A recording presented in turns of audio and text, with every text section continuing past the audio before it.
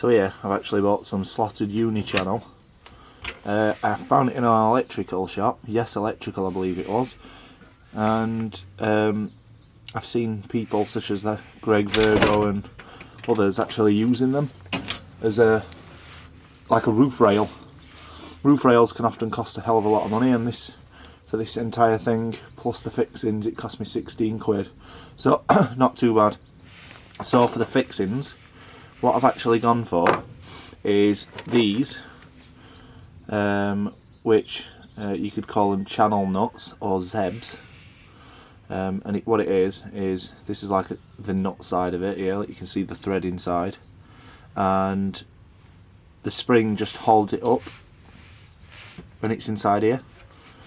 It's actually got like teeth on it there, you can see, and under here, like under this lip there, there's also teeth. So you put it in there and twist it into position, and it holds itself up like that. It's on a spring, so you can move it up and down the channel where you want. I've then got packer bolts from Packer M8 hex bolts from B&Q. These angle brackets actually came specially made for this, and I believe it was for actually joining these or something together. However, I'm going to use them a little bit differently, but my problem is that there's big holes in them. So I've actually got these square washers as well. Way overkill in terms of way overkill in terms of thickness and weight. They're both very heavy, both very thick, way thicker than we need them to. Anyway, that's going to go on there like that, and then we're going to put that on top of there like so. We're going to screw that down into there. And then, believe it or not, I know this is absolutely crazy, and there's probably, well, there is much better brackets. However, I've done enough running around to shops and I was sick of it, so I've just got what was there. So we've got another one of those, stick it on that side there, and bolt through to hold the solar panel on. This has all just been bodged together for like a sort of test idea. But as you can see there, we've got one bracket and another bracket over there, which is obviously not positioned right. And the solar panel is going to go between those two. And then for the ends, we've got these plastic end caps, just to block it off and make it look a little bit more professional. So firstly, we need to get it cut to size. I'm going to have two rails, and they are going to go up on my roof in the pre-existing holes. So we've got, I'm going to put it in this section here, we've got 1, 2, and that's where I'm going to put one of my rails. And there's going to be a rail on this side too.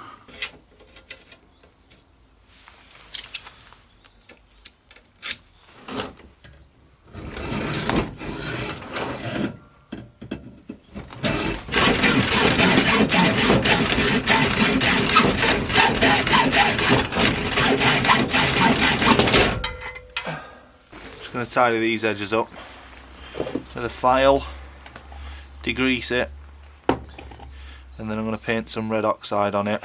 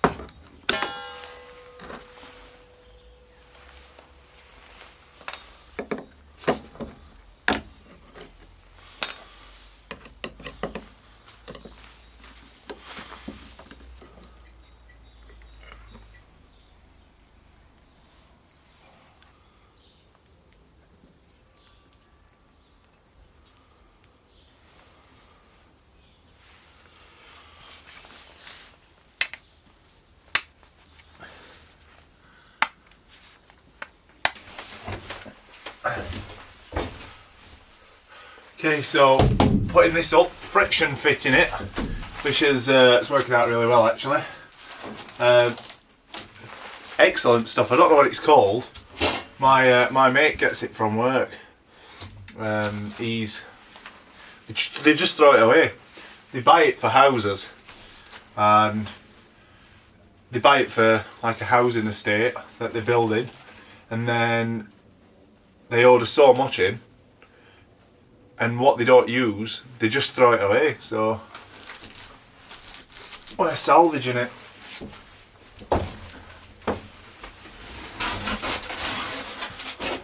So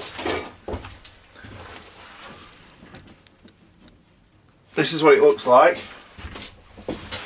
It's like a polystyrene with like a flap on it, and it's also covered with some bubble wrap foil. That's actually saving a lot of money as it is, because that's very expensive stuff. So we've got that, and then what you do is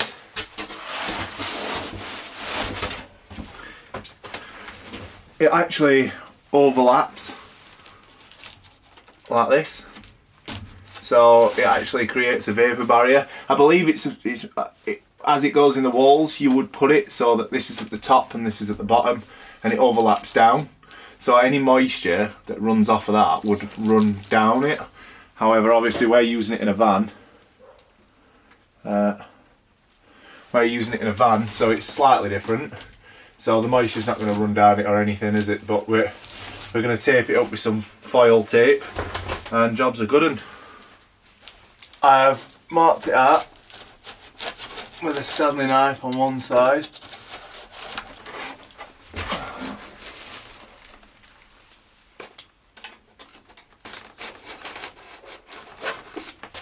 And I'll be getting my piece, folding back that flap, stick it in,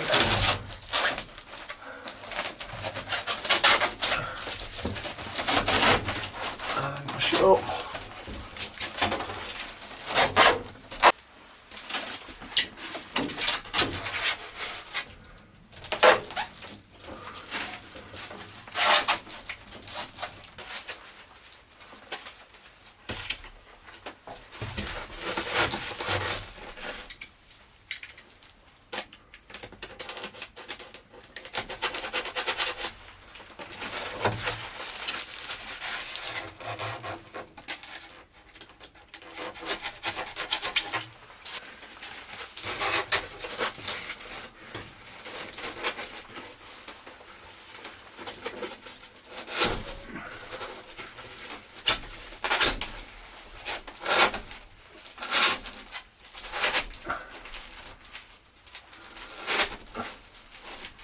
This job's actually been so easy. It's actually been therapeutic.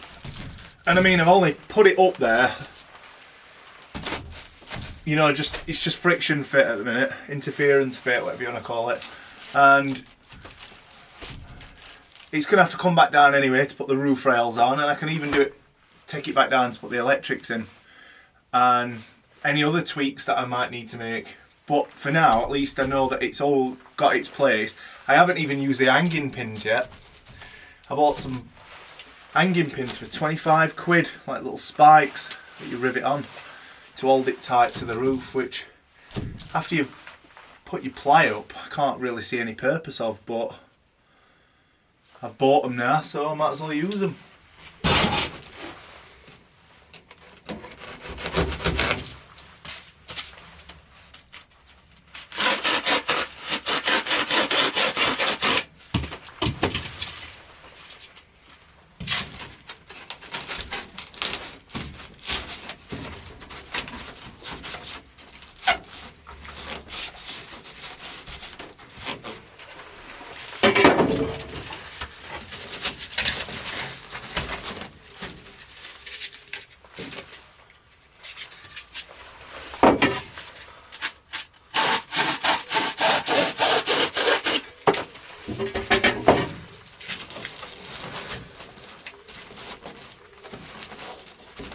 That's it now. Job done for now. They've been temporarily fitted.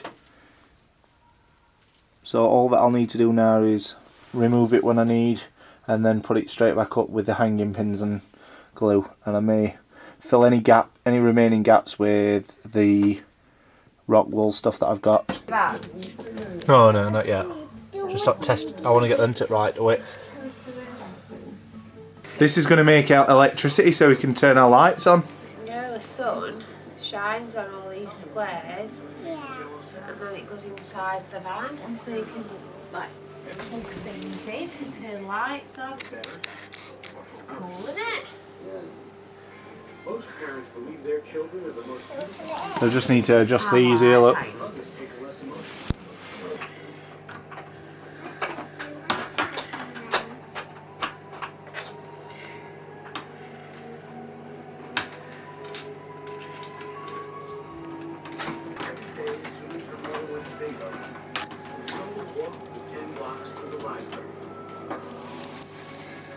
Going up onto the roof, just so you can see what's actually happening up here.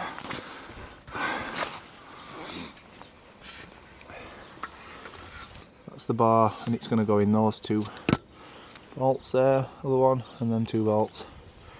Attach that up. It's just interesting to see. Right, just need to undo these then.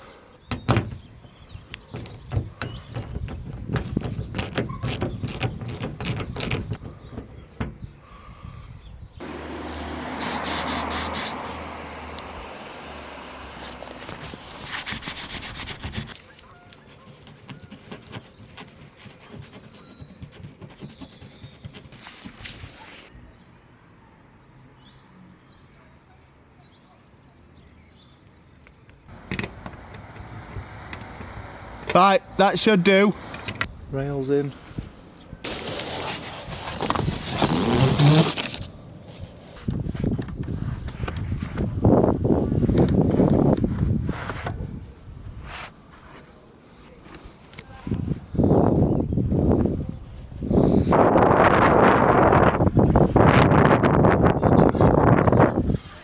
Anybody think that were meant to happen, but actually to reach across.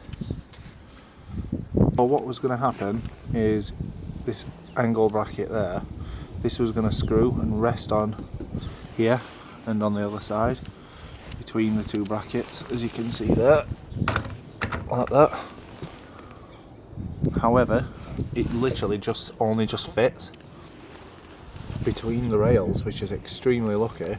And what it means actually is if I turn all the brackets this way, facing inwards, I can do the exact same.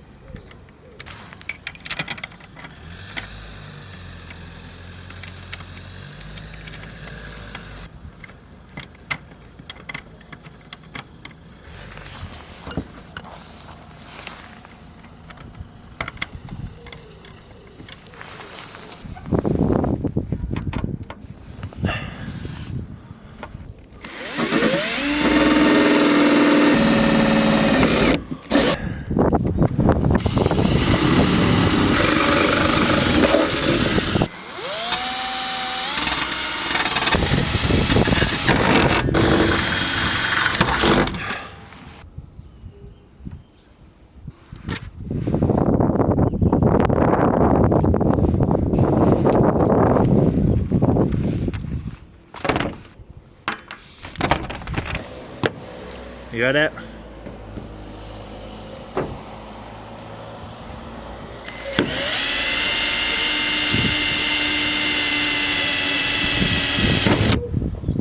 Can you see it?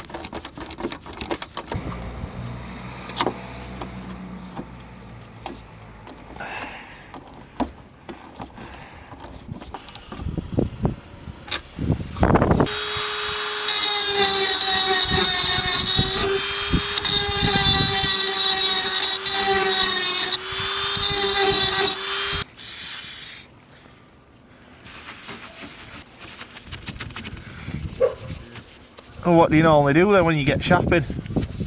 Do you have it?